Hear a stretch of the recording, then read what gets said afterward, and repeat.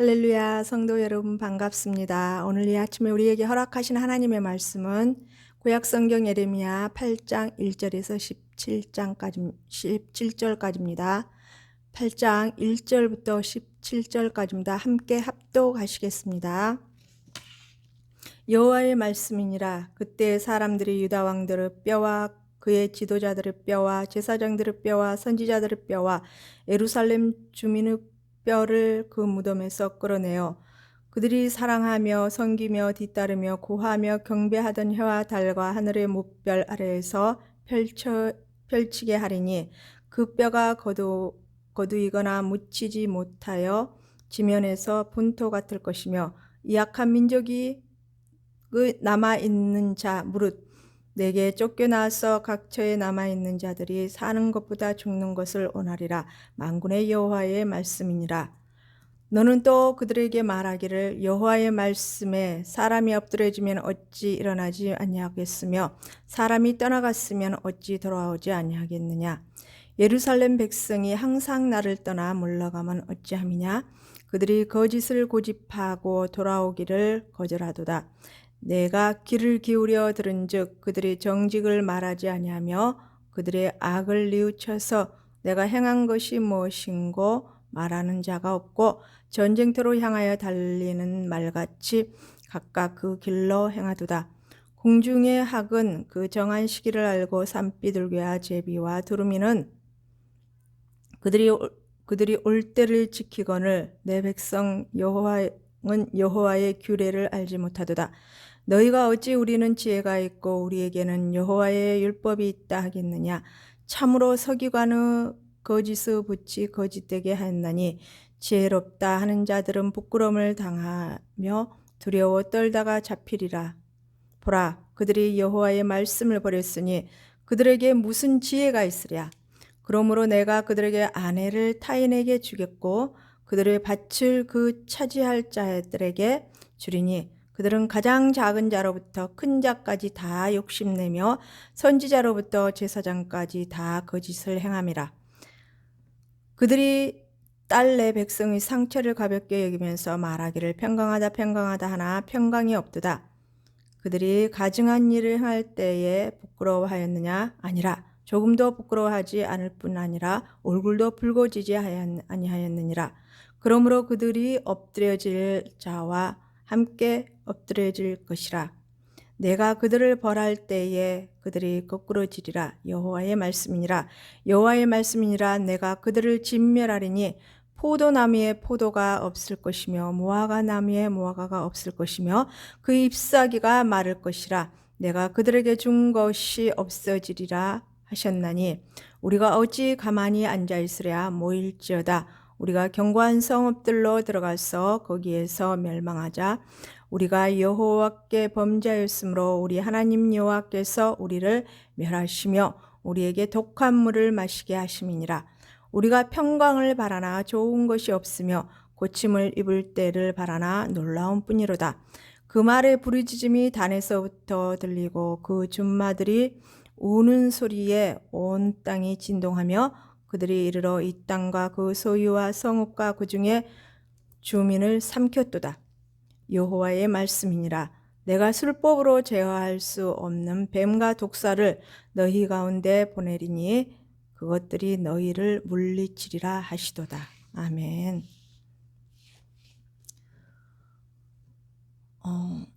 7장부터 10장까지는 성전에서 말씀이 선포된 메시지들인데요. 지난주에 말씀을 잠깐 살펴보면은 성전 안에서 가증한 우상을 드려 우상 숭배하며 하나님을 배교한 이 백성들에게 도저히 분을 참으실 수 없으신 하나님이십니다. 거기다 한술 더 떠서 자녀들까지 흰놈의 골짜기에서 불에 태워 그 피를 우상에게 바치는 죄에 대해 하나님께서는 결코 간과할 수 없으시다고 말씀하십니다. 오늘 본문 말씀을 요약하자면 이렇습니다. 하나님께서는 죄를 아주 싫어하시므로 절대 죄에 대해서는 정말로 그냥 두시지 않으시는 하나님. 결국에 심판의 이르게 하시고 매를 들 수밖에 없는 상황을 말씀하십니다.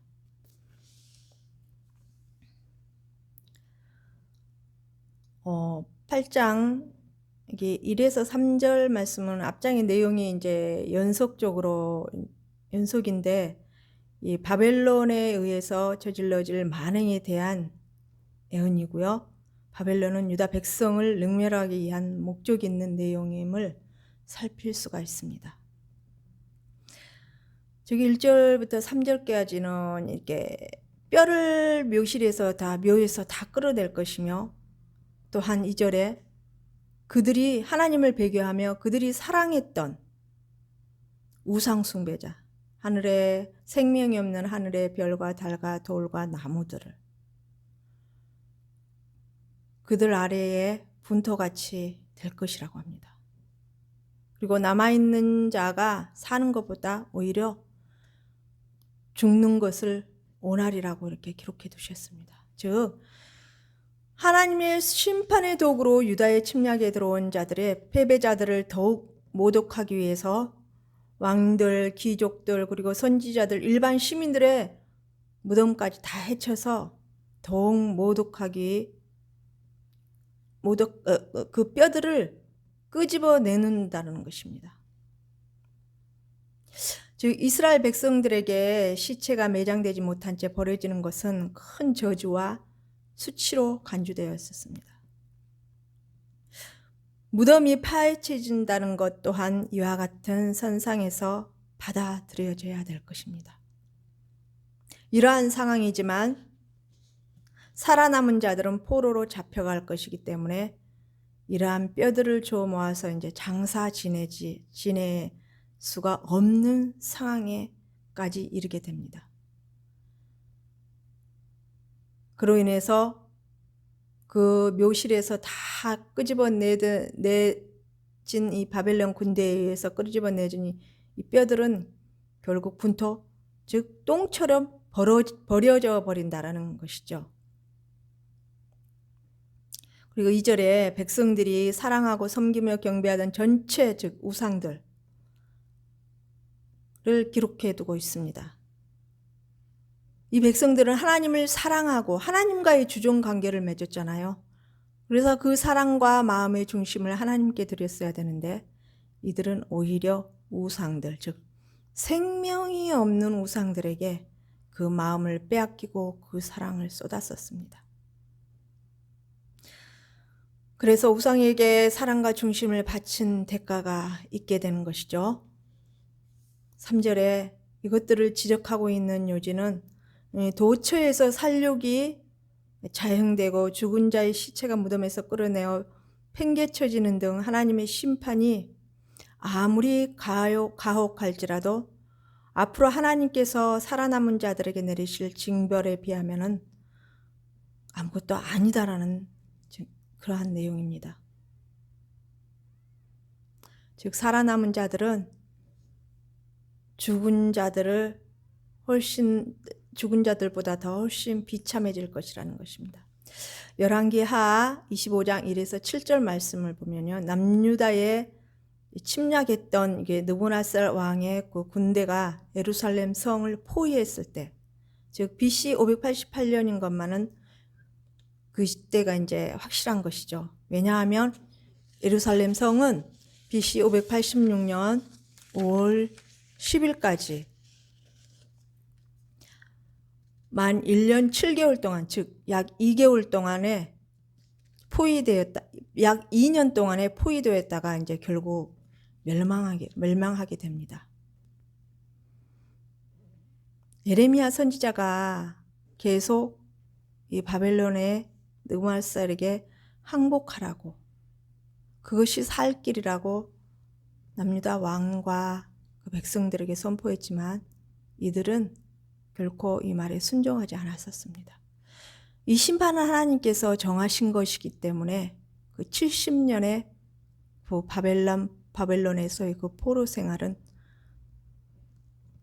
이루어진다는 그런 말씀이었는데요. 이들은 결국 순종하지 않고 버티다가 1년 7개월 동안이나 버티다가 결국 먹을 양식 이러한 것들이 다 떨어져서 어쩔 수 없이 손을 들고, 이때에 시드기야 왕은 갈대아 군사에게 잡혀서 하마 땅 바벨론 느부갓네살 왕에게 끌려갔습니다. 시드기야 왕이 왕 앞에서 그 시드기야 왕들의 그 아들들을 죽이고, 또한 그 시드기야 왕이 눈을 빼고, 즉 놋 족쇄에 채워서 바벨론으로 끌려갔다고 기록되어 있습니다. 남유다는 하나님의 수많은 공고와 견책을 무시하는 결과는 참으로 끔찍하고 견딜 수 없는 심판이라는 것을 오늘날 우리가 신앙생활을 하면서 교훈 삼아, 즉 우리가 감히 생각해서 우리를 포로로 보낸다고 이 남유다 백성들을 이렇게 비교해서 말씀을 드리는 것입니다. 이들은 참 선지자인 예레미야 선지자의 말에 대해서, 그 하나님의 말씀이 선포되는 데 대해서는 순종하지 아니하고 거짓 선지자들의 말에 의해서 평강하다 아무 일이 없을 것이다라는 그 말에 오히려 따랐던 것입니다. 즉 영적인 눈이 가렸고 기가 막혔고 깨닫는 마음이 전혀 없었던 것입니다. 그 결과는 무엇일까요? 하나님의 뜻을 모르고 하나님을 배교하고 하나님을 섬기지 않고 오히려 우상 숭배를 함으로 말미암아 그들은 사단에 의해서 모든 것들 볼 수 있는, 하나님께서 주시는 볼 수 있는 영적인 눈, 들을 수 있는 영적인 귀, 깨달을 수 있는 마음이 완전히 무뎌져서 가려졌던 것입니다. 두 번째로 심판을 모르는 백성들입니다. 4절에서 12절 내용을 한번 살펴보겠습니다. 예레미야 선지자는 여기에서 이들의 한계를 넘어선 완악성을 지적합니다. 즉 4절에서요. 즉 누구든지 넘어지면 다시 일어나려고 하지만 상식적으로 우리가 죄 앞에서 잘못돼서 우리가 신앙생활하면 넘어지면 다시 하나님을 찾으려고 회개의 길을 찾고 그 길을 찾아서 하나님 앞에 전심으로 회개하고 다시 은혜를 회복하여서 다시 신앙의 자리로 돌아가서 하나님의 은혜로 말미암아 그 길을 다시 갈 수 있는 그 은혜의 자리를 이들은 놓쳐버렸다는 것입니다. 이들은 그릇된 길로 끝없이 빠져들어가는 그런 상황이었습니다. 하나님께로 돌아오려고 하지도 않고 예레미야 선지자는 그들을 회개의 길로 인도하려고 수많은 노력을 하였지만 아무런 소용이 없었다는 것입니다.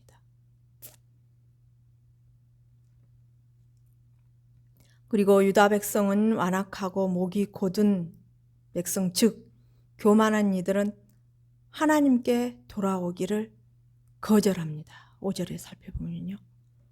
저 6절에서 보면은 그러나 자신의 악행을 뉘우치는 말을 한마디라도 내뱉는 자는 없었다는 것입니다.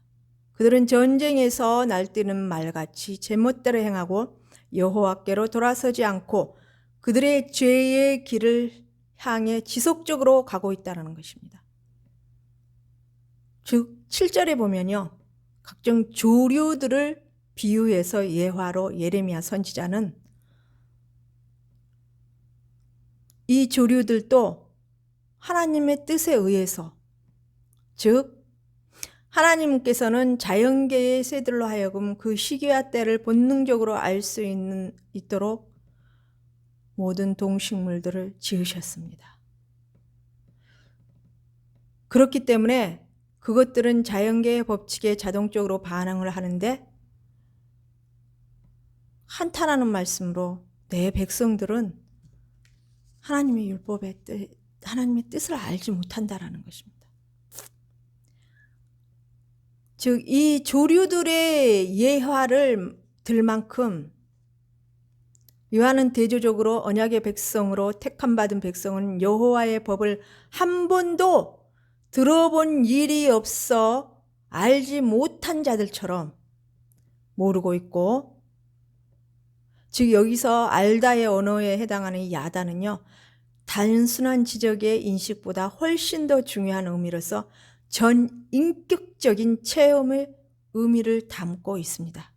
즉 쉽게 말하면 하나님의 백성으로 하나님의 뜻을 조금만도 깨닫지 못하고 있다는 것입니다. 얼마나 비참한 상황인가요? 그러면서 이들은 8절에 우리는 지혜가 있고 우리에게는 여호와의 율법이 있다라고 이렇게 뻔뻔스럽게 말하고 있습니다. 그들이 스스로 지혜가 있다고 주장하면서 또한 여호와의 율법이 그들과 함께 있다고 주장합니다. 그 근거로서는요, 그들은 예루살렘에서, 즉 성전에서 하나님께 예배 드린다고 성전으로 갔으면서 오히려 그 의시망치렸다는 것입니다. 그 마음과 생각과 그 중심은 우상에게 가 있으면서, 즉 혼합종교였던 것이죠. 이들은 하나님도 섬긴다면서 또 우상을 받아들이고 그 마음을 오히려 우상들에게 더 빼앗겼던 이 어리석은 신앙생활을 하고 있는 이들은 결국 그러함 때문에 성전 안에까지 그 우상들을 끌고 들어와서 하나님의 마음을 아프게 하고 하나님의 분을 더욱더 돋구었던 것입니다. 9절에 이러한 이들이 이제 바벨론 그 갈대아 군대들에 의해서 당황하면서 잡히리라고. 즉 이들이 하나님의 심판으로 말미암아 혼비백산하게 될 상황을, 즉 포로로서 잡혀갈 상황이라고 합니다. 즉 또한 10절에 그들에게 있는 모든 소속물, 아내, 자녀들, 그들의 땅까지 다 이 침략해 온 이들에게 빼앗길 것이라고. 여기서는 전쟁 이후에 저질러지는 이제 범행의 예화로 사용된 내용입니다. 침략군은 유다 여자들을 빼앗아가고 또한 심지어 유부녀까지 그리할 것이라고. 그뿐만이 아니라 그토록 소중히 여기던 그 약속의 땅 가나안마저도 유린당하고 적에게 빼앗기게 될 것이라는 것입니다. 이러한 참변에 대한 이유는 작은 자로부터 큰 자에 이르기까지 모두가 탐욕으로 눈이 멀어져 있었고, 심지어는 그들의 악행을 발벗고 나서서 말려야 할 종교 지도자들이 오히려 거짓과 사악한 행위를 물들이고 있었기 때문입니다. 즉 신약에 이런 말씀이 있으시죠. 기록해 두셨죠. 욕심이 잉태한 즉 죄를 낳고 죄가 장성한 즉 사망, 죽음에 이른다고 기록해 두셨습니다. 그 말씀이 가장 이들에게 적합한 말씀이라고 지금 기록된 내용으로 살펴볼 수가 있습니다. 이러한 상황 속에서 지도자들은 11절에 평강하다 하나 평강이 없는 상태에서 백성들에게 평강하다고.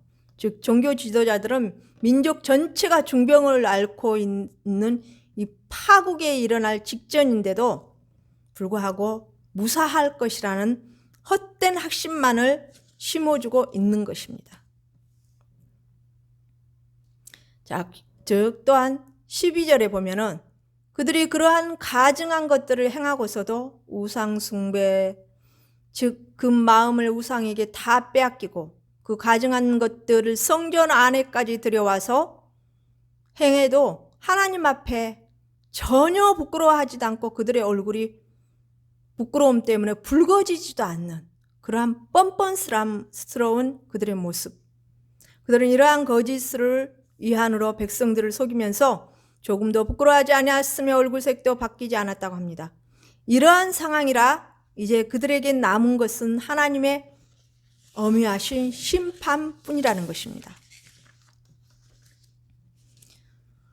세 번째, 반드시 심판을 받아 진멸할 백성들에 대해서 기록해 두셨습니다. 13절에 나무에 열매가 없다고 하시죠.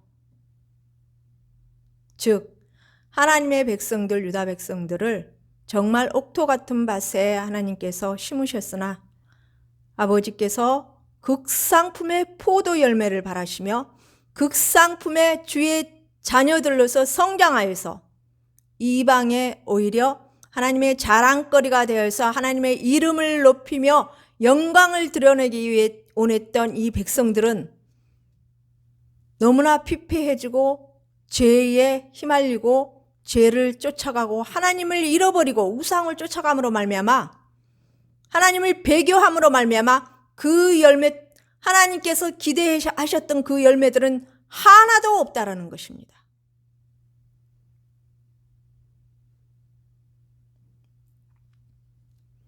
(14절에) 이 견고한 성읍들로 들어가서 거기서 멸망하자고. 차라리 그들은 이렇게 말하고 있습니다. 그들이 구하는 그 상황 속에서, 그 어려운 상황 속에서 피하고자 그 대책들을 강구하나 어떤 한 조치들을 찾아서 그것들을 취하려고 하지만 그들이 취하는 그 행동들, 그 조치들은 다 무의미하고 의미가 없다라는 것입니다. 그들은 견고한 성읍이 있다고 말하고 있는데요. 그 성읍은 단지 파멸의 순간을 조금 지체시키는 역할을 해줄 뿐 파멸의 순간은 이미 그들에게 징계는 이미 기정사실화되었다라는 것입니다. 거짓으로 백성들에게 평강을 선포하는 선지자들은 15절에 평강을 바라나 좋은 것이 없으며 일말의 희망도 없어진 절망적인 상황입니다. 로마서 2장 1절에서 16절 말씀은요, 하나님의 심판에 대해 기록하고 있습니다. 그리고 4절에 이렇게 기록해 두었습니다. 혹 내가 하나님의 인자하심이 너를 인도하여 회개하게 하심을 알지 못하여 그의 인자하심과 용납하심과 길이 참으심이 풍성함을 멸시하느냐. 유다 백성들이 지금 이러고 있다는 것입니다. 즉 우리도 두려운 마음으로 하나님 앞에 신앙생활에 어떤 모습으로 나아가고 있는지 자기 자신들을 늘 돌아보고 살펴보며 하나님 앞에 하나님을 기뻐하고 우리에게는 은혜가 되는 그러한 신앙의 자리를 늘 만들어 나가야 될 것입니다. 또한 베드로후서 2장에 거짓 선지자들과 거짓 선생들에 대해서 기록되어 있는데요. 그 중에 10절에는 특히 육체를 따라 더러운 정욕 가운데 행하며 주관하는 일을 멸시하는 자들에게는 형벌할 줄을 아시느니라. 이들은 당돌하고 자긍하며 떨지 않고 영광 있는 자들을 비방하거니와 이처럼 하나님을 멸시하는 자들은 돌이킬 수 없는 지경에 다다르고 그때는 뉘우쳐도 이미 늦어버리게 되는 것입니다. 즉 회개할 기회를 아예 놓쳐버린다는 것입니다. 하나님께서는 항상 기회를 주시죠. 그 기회를 우리는 지혜롭게 잘 포착할 수 있어야 됩니다. 이들에게 주어지는 상황은 16절에 바벨론의 마병이 노도처럼 내달아오는 것을 직접 보게 해주는 것 같은 생생한 예언이 되어 있습니다. 16절에요. 17절에는요.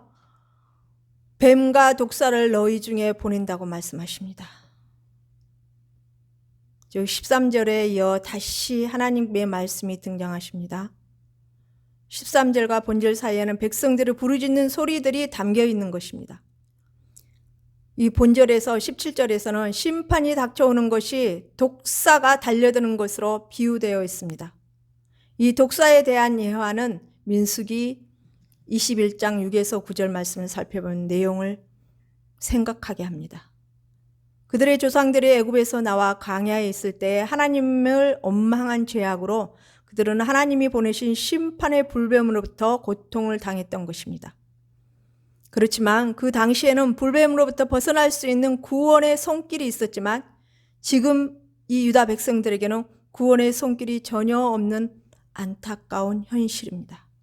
결론적으로 하나님께서는 죄를 해결시키려고 인내의 길로 참으시면서 하나님의 사람 선지자를 통해서 회개의 길을 단계별로 제시하시고 어떻게 해서든지 하나님의 백성들이 사랑과 은혜를 베푸시려 백성들에게 사랑과 그 은혜를 베푸시려고 안간힘을 다 쓰십니다.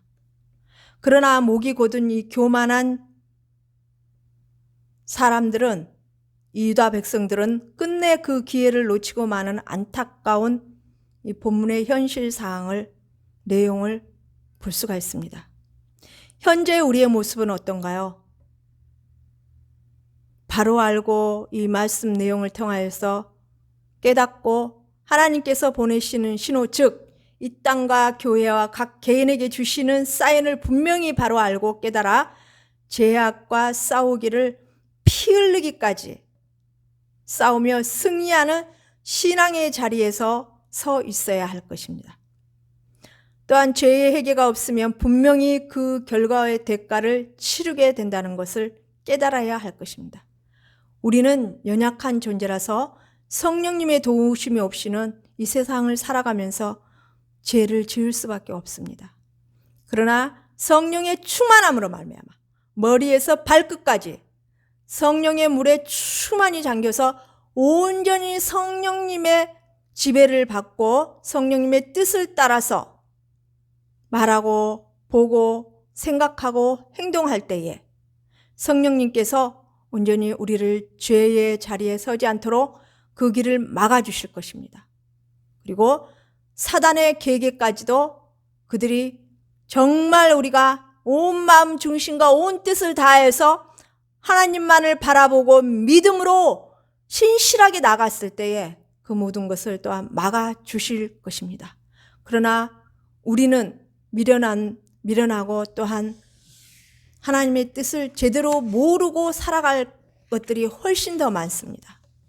이럴 때 우리는 말씀과 기도로 하나님의 뜻을 분별하고 늘 성령님을 의지하면서 우리의 저와 우리 성도님들의 영혼육을 온전히 성령님께 맡겨드리고 모든 것을 내려놓고 하나님 앞에 나아갈 수 있는 신실한 믿음의 사람으로 서서 신앙을 승리하여서 천국을 끝까지 거머쥘 수 있는 지혜로운 하나님의 은혜의 사람들로 설 수 있기를 우리 성도교회 여러분들에게 간절히 소망합니다. 저 또한 그러한 자리에 서 있을 수 있기를 늘 소망하고 은혜를 갈구합니다. 기도 올려드리겠습니다. 살아계신 하나님 아버지, 은혜와 긍휼의 하나님 아버지, 아버지 감사합니다. 아버지 감사합니다. 저희들을 불쌍히 여겨주셔서 아버지 은혜를 베풀어 주시옵소서.